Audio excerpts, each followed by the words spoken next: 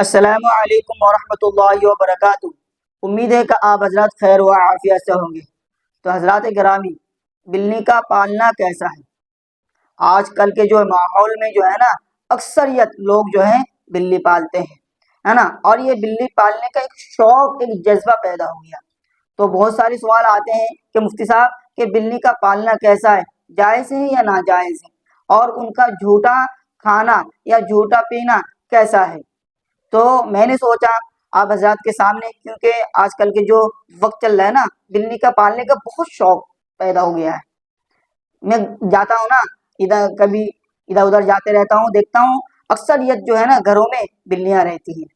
تو یہ سوال بہت آتا ہے، تو میں نے سوچا آپ حضرت کے سامنے اس بات کا خلاصہ کروں۔ دیکھیے، اور آپ جو ہے اس کو اچھی طرح سمجھنے کی کوشش کریں۔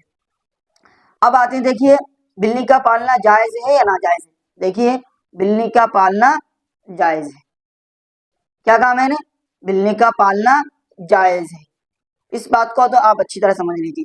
اب آتے ہیں ان کا جھوٹا کھانا یا پینا، وہ کیسا ہے۔ دیکھیے جس گھر میں بلی رہتی ہے نا، کبھی وہ دودھ میں منہ مار دیتی ہے، کبھی پانی میں منہ مار دیتی ہے، کبھی برتن میں کھانا ہوتے ہیں وہ اس کھانے میں منہ مار دیتی ہے، تو وہ کھانا جو ہے وہ جھوٹا ہو جاتا ہے، وہ پانی بھی جھوٹا ہو جاتا ہے، وہ دودھ بھی جھوٹا ہو جاتا ہے۔ اب اس کا کھانا پینا کیسا ہے؟ حرام ہے، حلال ہے، کیا ہے؟ دیکھیے اس کا کھانا، اگر کوئی بھی بلی اگر کھانے میں منہ مار دیتی ہے یا دودھ میں منہ مار دیتی ہے یا پانی میں منہ مار دیتی ہے، تو وہ چیز جو ہے نا مکروہ ہے۔ کیا ہے؟ مکروہ ہے۔ لیکن جو ہے جو غریب ہے، مطلب کہ جو وسعت والا نہیں ہے، ان کے لیے وہ آپ کھا سکتے ہیں، کیونکہ مکروہ ہے، وہ آپ کھا بھی سکتے ہیں، پی سکتے ہیں۔ لیکن جو پیسے والا ہے، مالدار ہے، ان کو یہ چاہیے کہ وہ کھانا کو الگ کر دے، دوسرا کھانا پکا کر وہ کھا لے۔ اس بات کو تو آپ اچھی طرح سمجھ لیجیے گا۔ جو غریب ہے، وسعت نہیں ہے اتنی کہ دوسرا کھانا پکا لے، ایک وقت کا کھانا پکا لیا، دوسرے وقت کے لیے وہ رکھ دے، پھر اسی وقت کھانا نہ پکا سکے، تو وہ کھانا کھا سکتا ہے، وہ دودھ پی سکتا ہے اور وہ پانی بھی پی سکتا ہے۔ لیکن جو ہے نا، جو مالدار کے لیے، ان کے لیے آپ دوسرا کھانا پکانا پڑے گا۔ سمجھ گئے نا میرے بات کو؟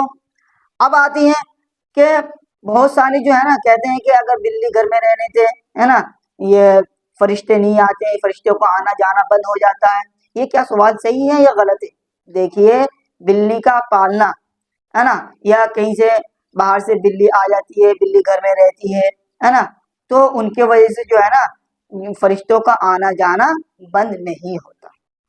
میری بات سمجھ گئے نا؟ حالانکہ وہ بھی ایک جانور کی قسم میں سے ایک جانور ہے، لیکن ان کے گھر میں رہنے سے یا پالنے سے جو ہے یہ فرشتوں کا آنا جانا بند نہیں ہوتا۔ اور اگر آپ کو جو ہے نا بلی پالنے کا شوق ہے تو آپ اس کو کھلانے کا بھی شوق رکھیے۔ اس کا مطلب یہ نہیں ہے کہ آپ بلی پال رہے، ایک وقت کا کھانا کھلا رہے اور دوسرے وقت کا کھانا نہیں کھلا رہے، نہیں، پھر یہ آپ گناہگار میں شامل ہو جائیں گے۔ سمجھ رہے ہیں میری بات کو آپ؟ اگر آپ کو بلی پالنے کا شوق ہے تو جیسے آپ کھاتے ہیں ویسے بلی کو بھی کھلائیے، ہے نا۔ کبھی سوچے کہ میں پہلے کھاؤں گا پھر بلی کو کھلاؤں گا، نہیں، اس کو بھی بھوکا مت رکھیے، تو درست ہے۔ اور اس سے آپ بالکل بھی گھبرائیے مت کہ فرشتوں کو آنا جانا بند ہو جاتا ہے، ایسے کوئی والی بات نہیں ہے۔ اب آتے ہیں ناپاک۔ دیکھیے بلی کے جو ہے نا بہت ساری بلی جو گھرولی بلی ہوتی ہے نا، وہ کبھی بستر میں جا کے گھس جاتے ہیں، کبھی جو ہے نا بدن سے چمٹ جاتے ہیں۔ تو کیا ہمارا کپڑا ناپاک ہوتا ہے یا نہیں؟ یا ہمارا جو بستر ہے کیا وہ ناپاک ہوتا ہے یا نہیں؟